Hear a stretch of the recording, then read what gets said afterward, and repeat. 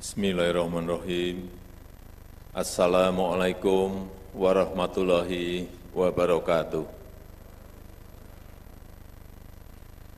Selamat pagi, salam sejahtera bagi kita semuanya.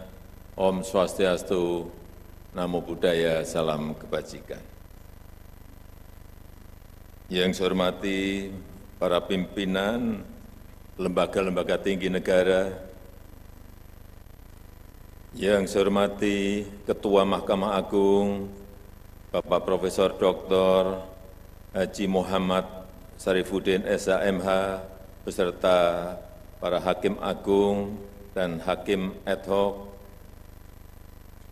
Yang saya hormati Yang Mulia Ketua Mahkamah Agung Negara-Negara Sahabat, Ketua Mahkamah Agung Negara Singapura, Ketua Mahkamah Agung Negara Malaysia, Ketua Mahkamah Agung Negara Kuwait, Wakil Ketua Mahkamah Agung Negara Qatar,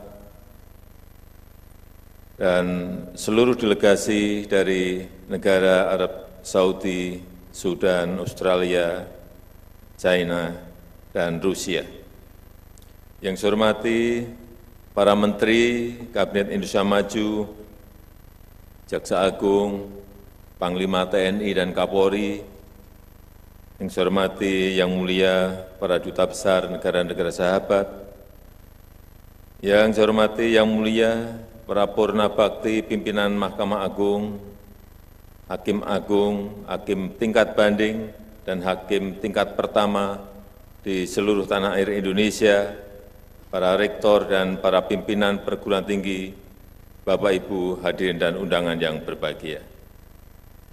Pertama-tama, saya menyampaikan terima kasih kepada Mahkamah Agung yang terus bekerja keras, membenahi diri, terus melakukan reformasi, menjadi bagian penting bagi penguatan rule of law dan good governance. Harapan masyarakat kepada lembaga peradilan semakin tinggi. Masyarakat menuntut jaminan keadilan, masyarakat semakin kritis terhadap proses peradilan dan semakin terbuka menyampaikan penilaiannya.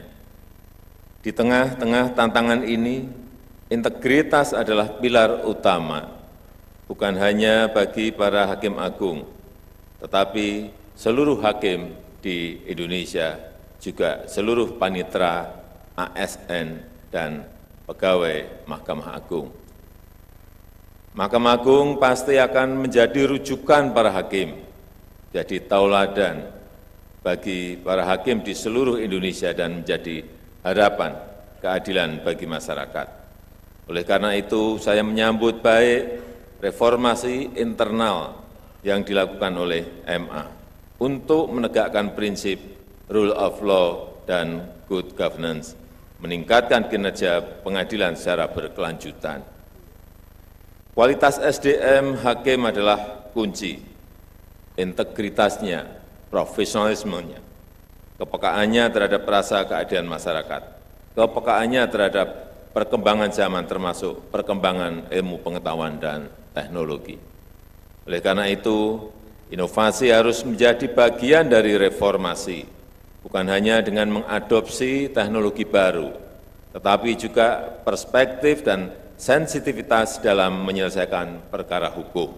Misalnya, penerapan sistem restoratif justice sebagai terobosan penyelesaian perkara. Hadirin yang saya hormati, pemerintah mengapresiasi inovasi-inovasi Mahkamah Agung dalam mendorong percepatan transformasi hukum, peningkatan penggunaan sistem e-court, pengembangan decision support system DSS berbasis artificial intelligence yang akan mempermudah konsistensi putusan merujuk pada putusan adil yang ada sebelumnya. Rakyat Indonesia juga mengapresiasi terhadap komitmen keterbukaan kepada publik. Sudah ada 22 ribuan putusan telah dipublikasikan dalam direktori putusan yang bisa diakses oleh publik. Saya memperoleh laporan di tahun 2023 Mahkamah Agung berhasil memutus hingga 99,47% perkara. Ini perkembangan yang sangat bagus. Namun demikian, bukan hanya kuantitas putusan yang penting. Yang paling utama adalah kualitas putusan, bahwa putusan pengadilan harus memberikan rasa keadilan, memberikan kepastian hukum, dan mendukung pembangunan bangsa dan negara menuju Indonesia maju. Saya sangat berharap reformasi sistem hukum ini menjadi bagian penting bagi kemajuan bangsa kita Indonesia. Sekali lagi, memberikan rasa keadilan, kepastian hukum dan good governance, menyelamatkan aset negara, meningkatkan kesejahteraan rakyat terutama lapis bawah, dan membawa Indonesia naik menjadi negara berpenghasilan tinggi. Saya rasa itu yang dapat saya sampaikan dalam kesempatan yang baik ini. Terima kasih. Wassalamualaikum warahmatullahi wabarakatuh.